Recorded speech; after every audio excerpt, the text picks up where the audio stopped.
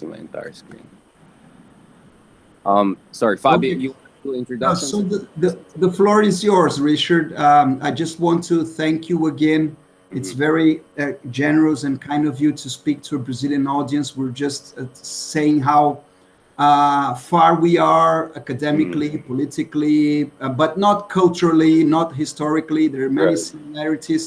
And unfortunately, we also have many political similarities these days, about which Richard is going to talk to us. I'm just going to, para as pessoas, just one message in Portuguese, and then I'll give.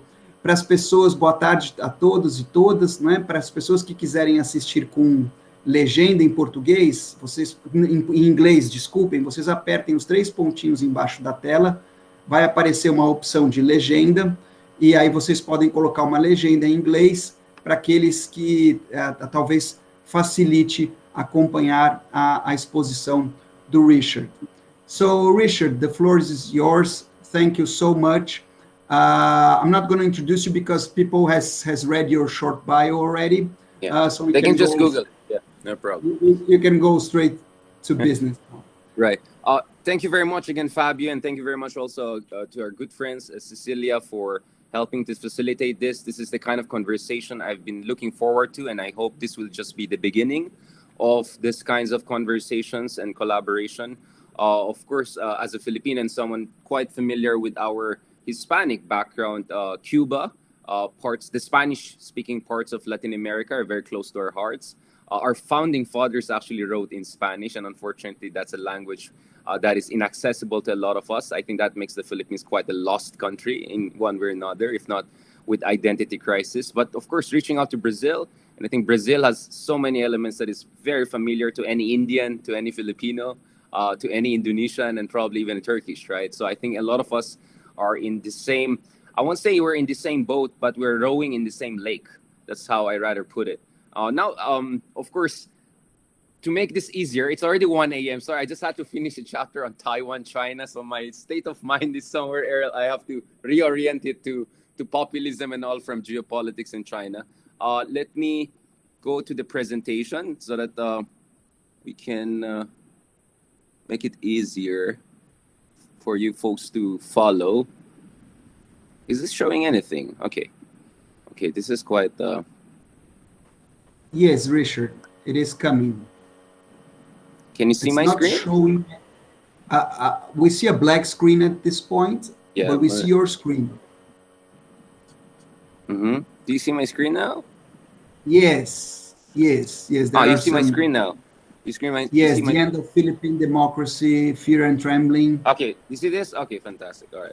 Sure, okay, sure. So I'm just going to quickly breeze through like 70 slides, but the point is not to explain the 70 slides. It's just for later on going to some data and surveys that perhaps will be of help.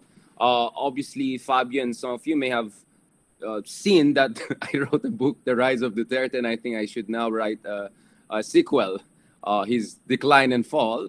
But as far as President Duterte himself is perhaps not going to be as consequential in Philippine politics, I think populism and Duertismo, which is a very violent, aggressive form of populism, I think that's with us to stay for quite some time.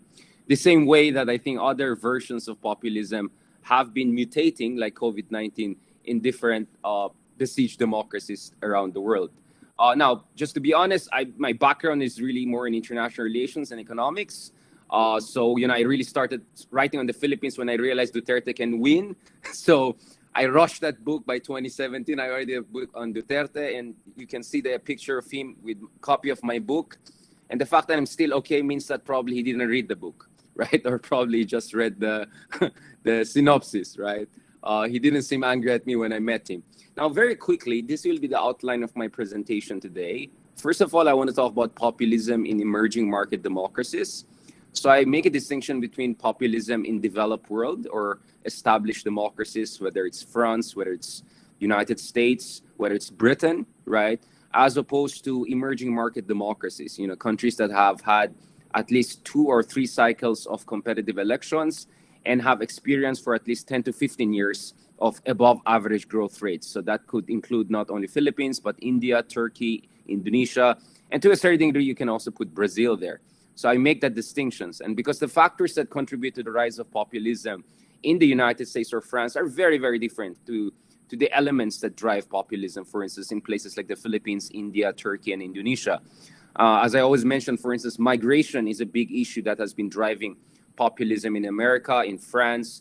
So also is the issue of globalization, especially losers of globalization and people who suffer due to deindustrialization as a result of new liberal globalization from the Clinton era onwards. Now, in contrast, if you look at the Philippines, India, Turkey, a lot of these emerging market democracies, they have been, at least on the surface, the winners of democracy. These are countries that have been posting high levels of economic growth, and you have emergence of a new vibrant middle class. So the dynamics of populism, the demographic base of populism is very, very different in a lot of these countries that we're going to discuss now, as opposed to what we see in the United States, United Kingdom, or France. And I think that distinction is very, very important for us to make. Second, I'm going to talk about Duterte himself, what makes him unique, even among very unique group of people, and relate that to the politics of ressentiment, the idea that actually started with Rousseau, and Nietzsche developed that later on. But I'll try to end the lecture talk with discussing 2022 elections. Now, there's so many angles to discuss, so I'm just going to warn you, I'm going to breeze through a lot of slides here, just to give you a flavor, and then looking forward to the question and answer when we can have, I think, proper discussions. Now, generally, my analytical framework and approach to understanding populism, I do journalism, I do also academic work, but, in my academic work, I try to more approach it in a lingerie manner, looking at long-term structural shifts, right? But of course, we cannot take out of our analytical framework the role of contingency and agency. I think those factors are very important. But the problem with the journalistic literature and even the policy literature is that it overemphasizes the role of agency, right? And sometimes it tends to underanalyze the role of structural or impersonal forces, creating the conditions for the rise of specific kinds of populism, right? Now, as Anthony Gramsci, of course, said, back in the days, you have to make a common mistake, usually in social science analysis, is the inability to find the correct relation between what is organic and what is conjunctural. In short, in layman language, what Gramsci was trying to say is that a lot of people mistake the upshot of structural factors, right, with essentially freak accidents. So, for instance, people saying, oh, Trump is just a freak accident, or Duterte was a freak accident for that matter, without understanding what were the underlying conditions that allowed for this kind of personalities to dominate power the way they have in recent years, for instance.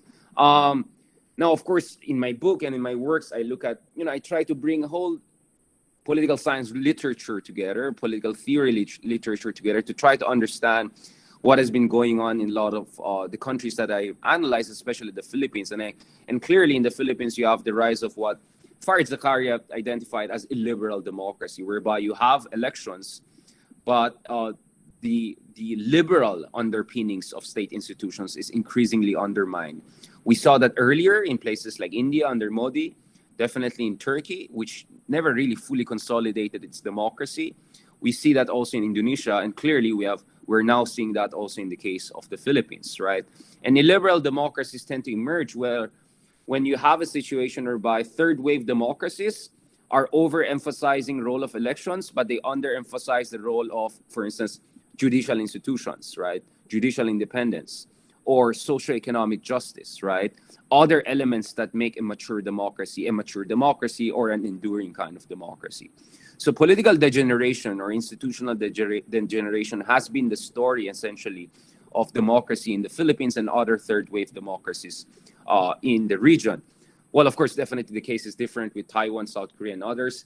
Now, honestly, my approach to this, I'm not a fan of Samuel Huntington's latest works, Clash of Civilization and all of those stuff that, Trump people may like a lot. But I think his earlier works were pretty okay, especially his 1968 work, Political Order in Changing Societies, whereby he looked at this very interesting, some would say, counterintuitive tendency, whereby when countries actually have rapid economic growth, that's also when they tend to have a lot of political instability. And his way of analyzing that was pretty simple, that rapid economic growth tends to lead to a bigger middle class, or at least a greater sense of entitlement among a increasingly upwardly mobile middle class. And with that, you'll have more aspirations and more expectations. But as Huntington identified back in the 60s and 70s, a lot of post-colonial nations, and that definitely applies to countries like the Philippines and India, among others, they have very weak state institutions, right? And a lot of that is, of course, the legacy of the colonial history, and also inability of post-colonial leaders to really strengthen the foundations of their state institutions. So what happens here is that when you have rapid economic growth, you have greater mobilization among the middle class, greater expectation for more political voice. But at the same time, you see that state institutions actually struggle to respond to those expanding and accelerating demand for greater political voice and public services. Now, one example I always use to show this, kind of like a very graphic example, is traffic. So if you look at traffic in Manila, in Jakarta, and in Mumbai, for instance, they're among the worst in the world. And in many ways, you can say that the traffic, it has essentially this what I call aspirational institutionalization gap dynamic, whereby you have a growing middle class in Jakarta, in Manila, in Mumbai, who can afford more cars. Loans are easier to get, but the number of roads have been barely expanding because the state institutions have not been effective enough in providing the kind of public services in terms of public transportations or expanded roads. So the traffic jam for me is both a metaphor and at the same time an empirical reflection of this dynamic that Huntington was identifying half a century ago. And I think that's very, very clear. Now, let's just skip through that. But generally, what I've been seeing in a lot of developing countries is that as frustration builds up over the lack of delivery of public services, it seems what's emerging is what I call a strongman syndrome, right? This kind of a yearning for certainty in single-minded, decisive leaders and increasing doubt about the efficacy of democratic institutions.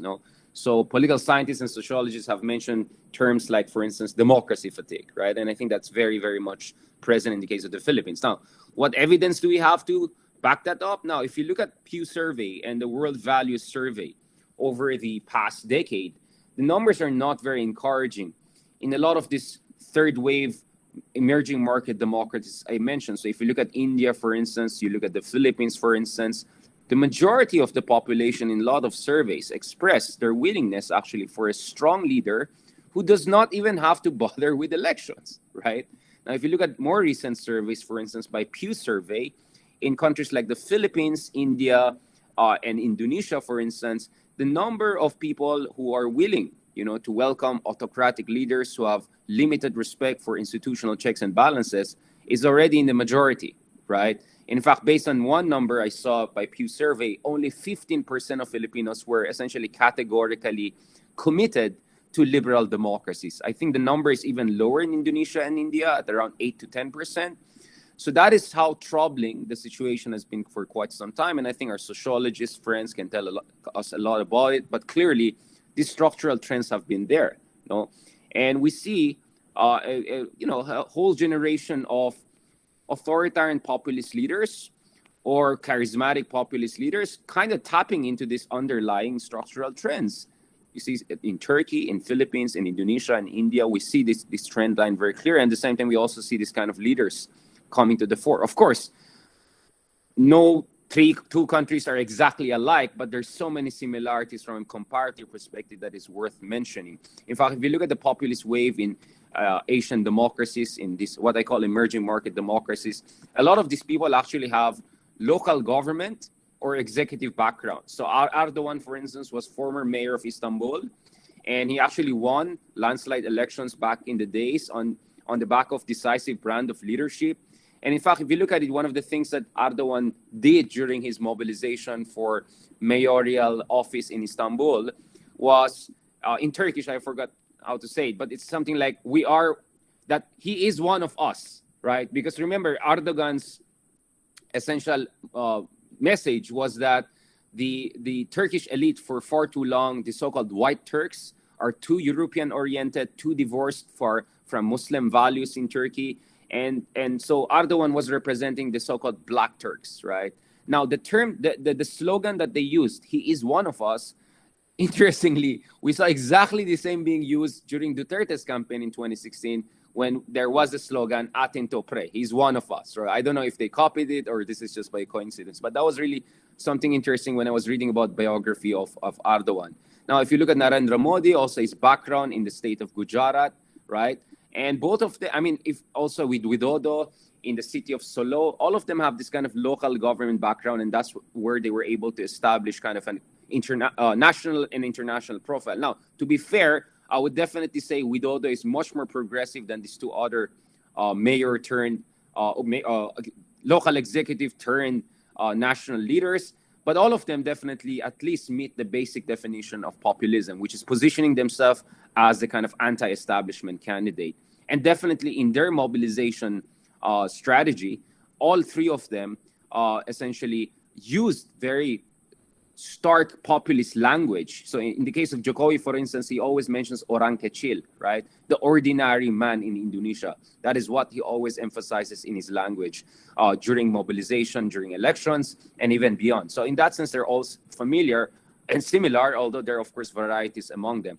But nonetheless, if you look at Duterte, he's quite an interesting person, to say the least. And I think there's an element of Peronismo there, whereby initially, actually, it was hard to pinpoint the ideological leaning of Duterte. So, of course, as you may know, in Peru, in the case of Peron, right, in Argentina, he had both labor unions from the left and the military from the right. So he was both fascist and kind of socialistic at the same time, or at least that was the kind of messaging he was trying to make. Duterte is kind of similar to that. So actually, when he ran, he was trying to reach out to multiple constituencies across the ideological spectrum at the same time.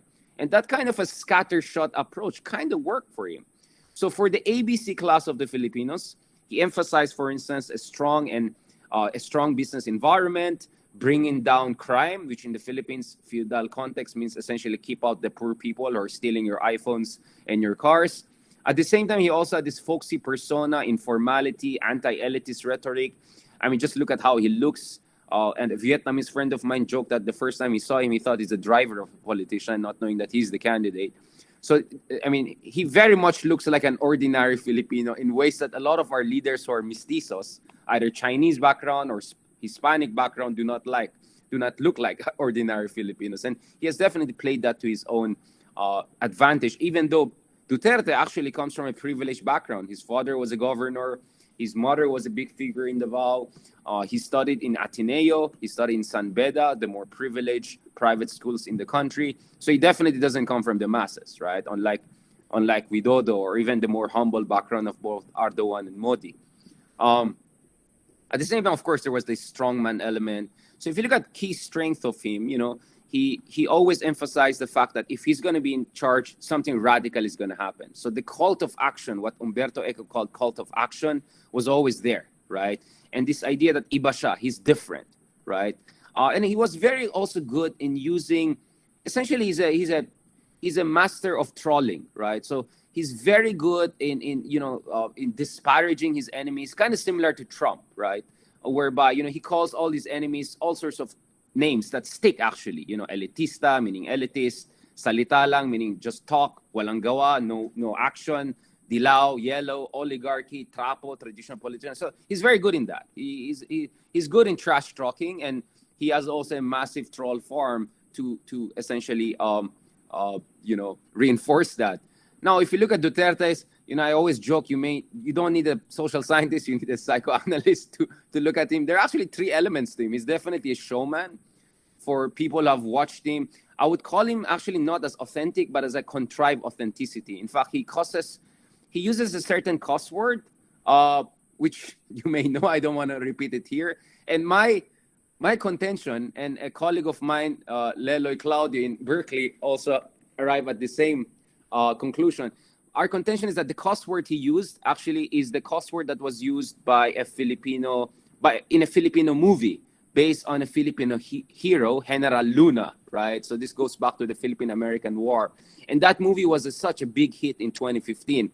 So a lot of us are blaming the directors of that movie for glorifying this kind of a cuss-laced strongman image, because that's what essentially the General Luna movie did. And I think Duterte, being a showman, picked a trick or two from that. definitely there's the Machiavellian aspect also to Duterte. He's a shrewd politician. He never lost a single election in his life. He won all elections with a landslide. And he's also very much focused on loyalty. So a former staff of his, chief of staff of his, who's now I think in San Francisco, she said something like he used to run loyalty tests. So for instance, he would spread a false rumor to one of his staff. If that rumor got out, he would know if the staff got it out or not. So I mean, and then sometimes kind of like Saddam Hussein and Stalin, he will create tensions among his deputies and see it out, see who will come out stronger out of this. So there's definitely that Machiavellian context to him. As far as Duterte is concerned, what of course has made him most notorious around the world is what political sociologists call his penal populist side, right? His emphasis essentially on a violent crackdown on drug and criminality. Now, which is something I discussed in one of my recent academic works. Now, if you look at the evidence on the ground, what's interesting is that actually what Duterte says when it comes to the Philippines drug problem is largely a myth. Yes, there is some evidence to suggest that Sinaloa was here in the Philippines, the Triad is here. Yes, crystal methamphetamine problem in the Philippines is quite serious by regional standards. But overall, if you look at the numbers in the Philippines, actually, survey shows that actual victimization, rate has declined over time, meaning fewer crimes were actually committed between 1986 and 2016 when Duterte came into power. If you look at the drug prevalence rate in the Philippines, it's actually way lower than global average, more than half lower. And if you look at cocaine usage, for instance, in the Philippines, it's again far lower than a lot of other countries, including developed countries like Australia and Britain. The same thing also applies to illicit opiate use. Now, if you look at crime rates in the Philippines involving physical injury, again, the Philippines registered actually a lower number than many developed and less populated countries like United Kingdom, for instance. Where the Philippines has quite a problem is guns, prevalence of guns, and homicide rates. And Duterte's drug war, which has been extremely deadly, has only worsened the situation. So now you have this ridiculous data by the government whereby they say, oh, crime went down, like petty crimes are down. But they forget to mention that actually unexplained deaths in tens of thousands have actually increased. So in one area where the Philippines was kind of narcos-like, which is in homicide rates, it actually worsened under Duterte, right? This is the evidence we have on the ground. Now, where I think Duterte made huge impact on the public, and this is where penal populism comes into the picture, is actually his ability to tap into anxieties and dissatisfaction of the Filipino people vis-a-vis the Philippines justice system. So first of all, the Philippines judicial institutions are extremely underappreciated and underfunded. Barely under 1% of the national budget goes to the judicial institutions. A single court in the Philippines has to handle every 50,000 Filipinos. Lower courts tend to grapple with an average of 4,000 cases daily. And that means a single judge is responsible for 644 cases per year. This is one of the highest rates of overload for courts. The penitentiary system, the prison system, is also horrible. So Philippine prisons are struggling with an average overcapacity of 380%. Some prisons reach close to 2,000%. So this is some of the big prisons like Bilibid in Manila. Now, where the injustice is really, really in your face and poignant is that 64% of the inmates in this overcapacity, this overburdened prisons are actually pre-trial detainees, meaning they have never been proven guilty of any crime. And today that includes, among others, a senator of the Republic, Laila de Lima, the very person who has been pursuing Duterte's war on drugs since back in his days as a mayor of Davao, when Senator de Lima back in the days was actually the head of the Philippine Commission on Human Rights. So these numbers are just insane, right? And it tells you why a lot of Filipinos have lost confidence in due process and abstract notions like human rights. Of course, it's not abstract, but for a lot of Filipinos, if human rights means this kind of flawed justice system whereby the rich get away with crimes and the poor, a lot of them are pre-trial detainees, then screw that, right? And that's where Duterte's message of penal populism, in my opinion, was very much resonant, right? Now, if you look at Duterte's popularity and his approval ratings, they're kind of weird. And I think we have to really put them into context. So if you look at journalistic literature and even some academic works, they keep on saying, oh, Duterte is so popular. His drug war gets excellent numbers. Well, that's true, except you have to interrogate the numbers. First of all, you should not forget that a lot of these polls are conducted in a climate of fear. So for instance, evidence number one, when people were asked, are you worried that you could become a victim of extrajudicial killing yourself? Guess what? Close to 9 out of 10 Filipinos said they feared that they could become the victim of extrajudicial killing themselves. And by the way, a lot of these surveys are not conducted in my side or in more posh communities in Manila. They're mostly in urban poor areas. And from some of the evidence we have gathered, it seems that sometimes when the polling agencies go there, they're accompanied by village officials or neighborhood officials. So you can see that the incentive of a lot of respondents to be fully honest is not there. So yes, they say they support the war on drugs. At the same time, they say, even more say, that they fear there could be a victim. And even more say, more than 90% say that actually drug suspects should not be killed. Meaning more than 9 out of 10 Filipinos are actually against extrajudicial killings. So you have to really interrogate these numbers and not take them on the face value. Overall, I would say Duterte is still popular. At least the majority support is very much sensible, especially in the case of the Philippines. And that's because of his performative governance. You know, in a very Shakespearean way, Duterte really treats politics as a landscape of theatrics. And I think from Umberto Eco to Ernesto Laclau, this notion of call to action and empty signifier, these are very much instinctive to politicians like Duterte. Now, if you look at what performative governance means, it's essentially impression management. You're looking at emotive speeches, powerful imageries, online troll farms. And as one definition puts it, it's the theatrical deployment of language, symbols, and gestures to foster an impression of good governance among citizens. Duterte is very good in that. The Duterte administration has been very good in that. But that's not how the story ends, because things suddenly get interesting when the pandemic happens. Because when the pandemic happened, in fact, the first death from COVID-19 happened outside China was in the Philippines. And yet this government, which has been so good in performative governance, has been absolutely a disaster in dealing with that serious trouble.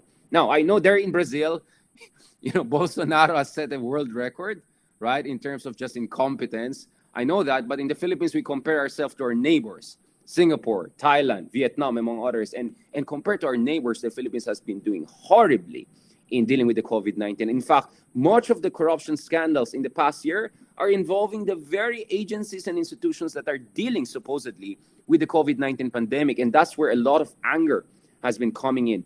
And if you look at a lot of rankings, Nikkei Asia rankings, the Lowy Institute rankings, the Lancet rankings, the Philippines has been ranking well below a lot of our peers, especially in the region. And the Philippines is actually second to Indonesia in terms of overall confirmed cases, compared to, of course, especially our population size. No, and if you look at the economic trajectory for the Philippines, it's very, very troubling. The International Monetary Fund actually projects that the Philippines will suffer the biggest decline compared to its pre-pandemic potential. So whatever growth we're going to have in the next 5 years is likely going to be 13% lower than what we could have had if the pandemic didn't happen, or perhaps we managed the pandemic better.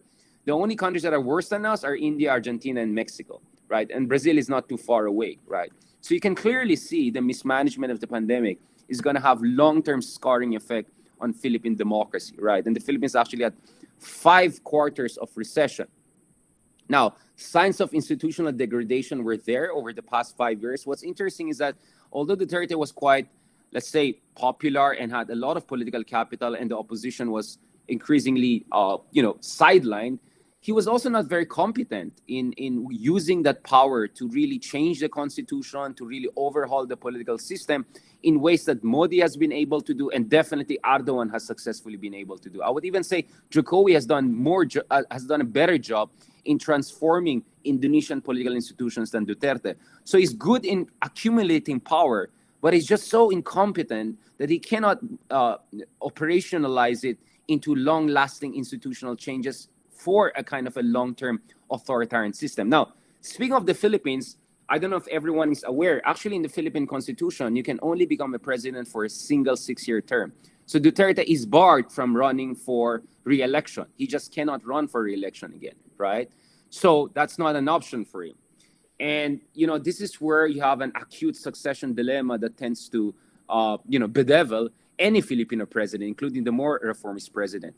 6 years, many would say, is too long for a bad leader, but it's actually very short for a leader who wants to bring about structural transformation, right? I think 2 5 years term like Indonesia may make sense, or at least what we used to have before Marcos dictatorship, which was 2 4 years term, a la American, right? The other big problem in the Philippines is that we really have no real political parties in the mainstream. We do have real political parties in the left, in the progressive side, but in the mainstream, we don't have that.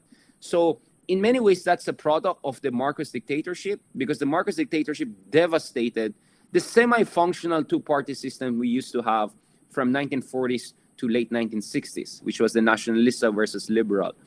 Marcos superimposed a single-party system on that. But after the democracy was, or supposed democracy was restored in 1986, the new constitution did not even bother to have enabling laws against the proliferation of political dynasties. So if you look at some of the numbers in the Philippines, they're mind-boggling. The Philippines is actually worse than Latin America in terms of concentration of political power among dynasties. So based on different measurements, 70 to 90%, so 90% when you include the outside the wedlock kids, of the politicians, are actually from political dynasties, meaning people who are related to each other by second degree of consanguinity, right? Father, mother, uncle, etc., right? 70% at least of the Philippine Congress is dominated by political dynasties, right? So here, the problem is that political dynasties do not operate based on policy agenda. They operate based on family business agenda, right? So especially if you're a good leader, or you're a leader who believes he has good policies, policy continuity becomes a big issue once your term is about to end, right? Now, in the case of Duterte, he has a bigger problem, because I think the Philippines, next to South Korea, is the most hostile country to former presidents. As you may know, in South Korea, the two previous presidents, Myung-bak and Park Geun-hye, right? Both of them have been facing corruption investigations, right? In the past, we also had Korean presidents committing suicide amid corruption allegations and conviction. Now, in the Philippines, rich people don't go to jail for long, but things are very hostile to ex-presidents. So if you look at all 3 previous presidents, one was convicted plunder, so he was in a jail for a while, but although an air-conditioned one, that's Arab. Arroyo, the next president, she actually faced kind of house arrest for years. And then in the case of President Aquino, the late President Aquino, he was really under tremendous amount of pressure. And he faced all sorts of political harassment and kangaroo court, etc.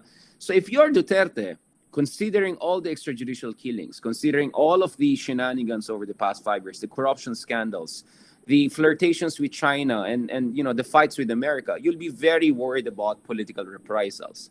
So all these 3 elements make someone like Duterte very worried about what comes after him. And that is why Duterte's game plan was to have at least 2 anointed successors in the game. His number 1 preference was Senator Bongo. Essentially, he's Medvedev, right? So his plan A was really a tandemocracy a la Medvedev and Putin. Now, the problem is that this guy has no charisma whatsoever. And it seems his charisma is not as transferable to him as they would want to. Now, his second option was his daughter, right? Although this is his daughter, it's from a strange family. Actually, Duterte has another, wife now, Hanilet, which is a different family. But anyways, let's not go too much into the family politics. Sara has always been the more viable candidate between the two, but she has her own mind. Not necessarily more progressive, but she has her own mind, right? She's not necessarily under the thumb of her father. This is what I've been saying for a while, and we already see that coming now to fruition. So I'll try to go quickly through this. Now, obviously, generally, Philippine elections are very unpredictable because there's a lot of party switching and overnight parties that emerge. And then let's not forget, the Philippines election is single round first past the post. So there was a time when we had the president who got less than 24% of the votes. So if the elections are very, very crowded, you can become a president with a very small plurality, actually. And only Corazon Aquino, I think, was the only president in the last 40 years who got more than 50% of the votes. So almost all our presidents had only plurality of the votes. Even Duterte, only 39%, sorry. And of course, you also have curveballs and dramatic turns. So in the past, we had people like Vice President Binay, who was around 45%, 8 months, 9 months removed from the elections, and then he ends up at number 4, right? So just because you surge early on, it doesn't mean you're going to keep it for long. In fact, sometimes when you surge early, it can actually work against you. Now, interestingly, this has been the trend line.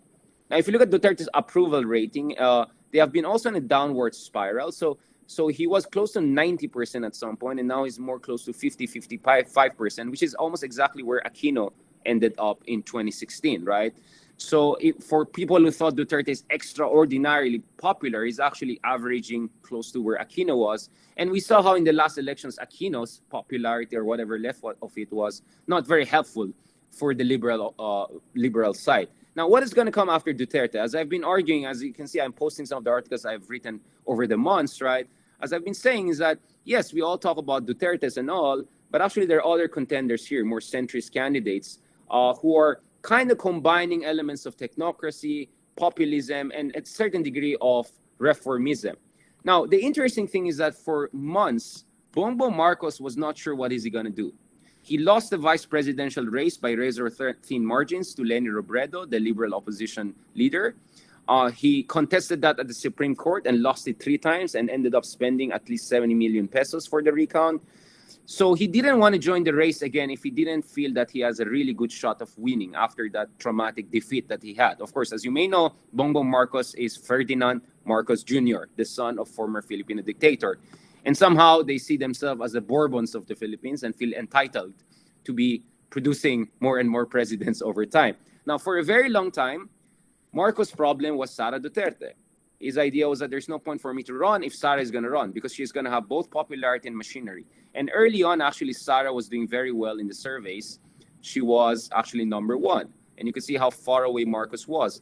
But by the third quarter, Marcos began to surge because the Dutertes, so this is the second quarter. In the second quarter, by June, July, Dutertes were so much in a dominant position. So much so that a Duterte tandem, meaning Duterte running for vice president because he cannot run as a president, and even running as a vice president actually is constitutionally questionable. The idea was that he can run as a vice president to his daughter, and both of them can still stay in power.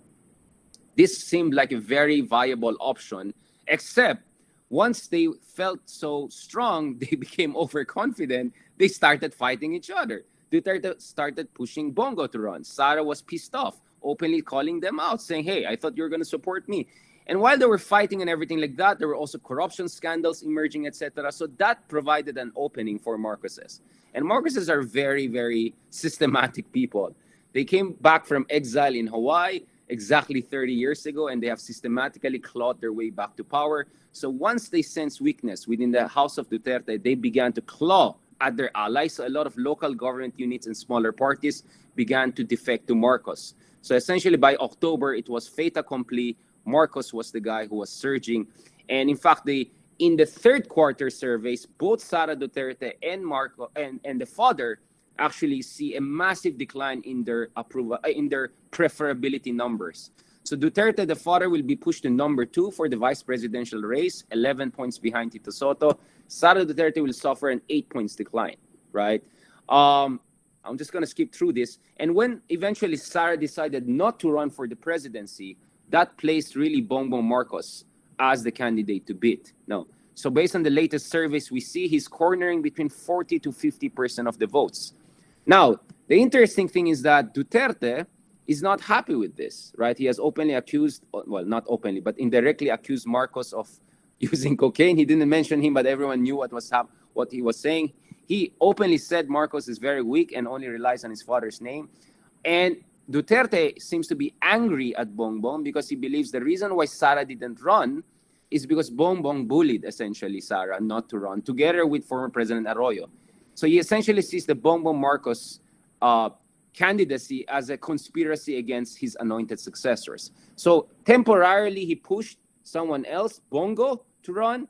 But now Bongo has withdrawn, so it seems Isko Moreno, the charismatic mayor of Manila, whom I've identified as a polite populist. He's kind of more like Jokowi than Duterte, right? He doesn't cost as much. He's more family-oriented. And he really comes from the slums and very poor background. But he also tries to always emphasize more technocratic solution, getting executive training in Harvard, Oxford, among others. And of course, he's youthful. and he's proactive, and he has done a lot for his city, at least on the surface, as far as Manila is concerned. So what we see here is increasingly the fight could be between these two. Marcos, of course, has significant resources. We know why. He also has authoritarian nostalgia and momentum on his side. You remember the surveys I mentioned on democracy fatigue. But Isko Moreno is also trying to tap into that. And if he gets the support of the administration and the machinery of the administration, they can potentially make it a two-way race. Now, I'm not counting out Leni Robredo, because Leni Robredo is number 2 in some of the surveys. And I jokingly made some of the polls online, and I saw millions of reaction by trolls of one side. But let's not go there. So it could be a 3-way race, but increasingly, I think down the road, it could really become just a 2-way race between these two guys. So we're essentially seeing Duterte gone, but variations of populism are still going to be in the game. The Marcosian variation and the polite populism variation. Now, one thing that is not very discussed on the Philippines, and I'm going to end on this point, is actually the integrity of the election process. One big shadow that is hanging over this election is that this could potentially become a much more contested electoral process than the previous ones. Not that we had very perfect elections. There was always shadow of doubt over the automated elections, etc. But I think under Duterte, because of institutional degradation and him packing all big important agencies with his appointees, there are worries about, for instance, how commission in elections will execute its duty. For instance, now there is a disqualification case against Marcos, and the big question, actually, the disqualification case comes from the opposition, but the big question is, what will Duterte do? Will he pressure the commission election to disqualify Marcos? But if that happens, Marcos people might do their own people power in an ironic twist of events. So my sense is that actually Duterte may want the commission election to just drag its foot, right? And let the disqualification case linger until next year, February, until he loses momentum and their candidate gains momentum. I think that could be the game plan of Duterte. But that's not the point. The big point here is that commission election essentially oversaw all sorts of shenanigans and circus that we saw in the past few weeks, which is all these substitution games.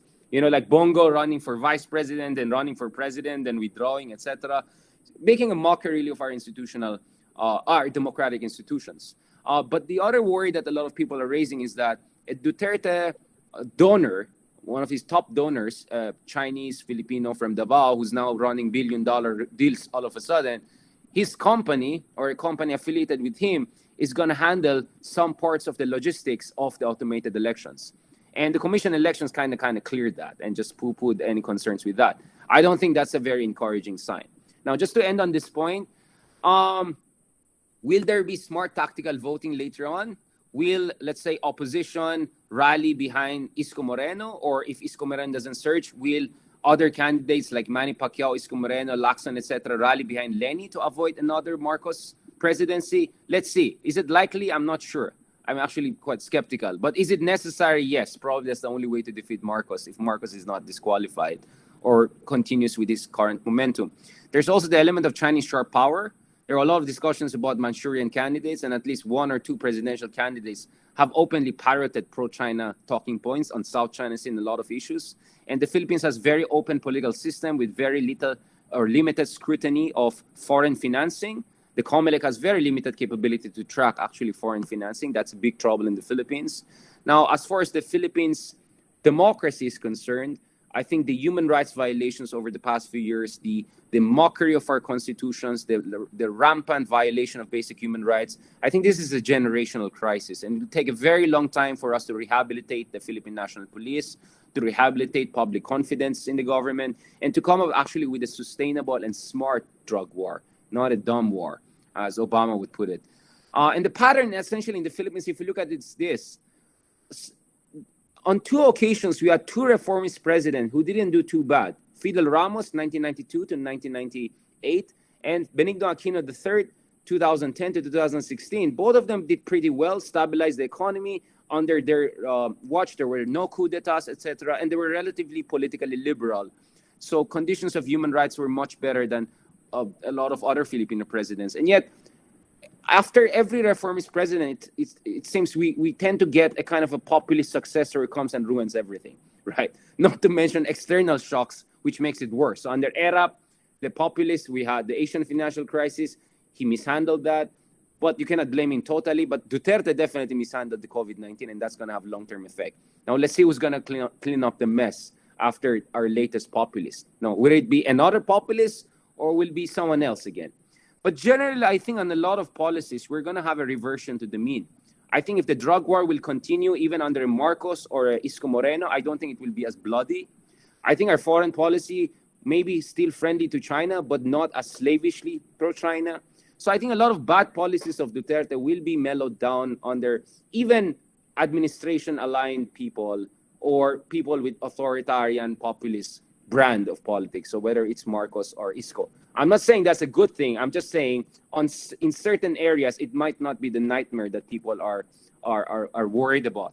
That doesn't mean it's going to be fine. I'm just saying a reversion to the mean seems to be the inevitable, considering how low the bar is and how Duterte messed up both our foreign policy and the drug war issue. So I'll just keep it there. Thank you very much. I hope that was comprehensive enough and you have not slept on me. Thank you very much, Richard. It was indeed comprehensive, and thank you.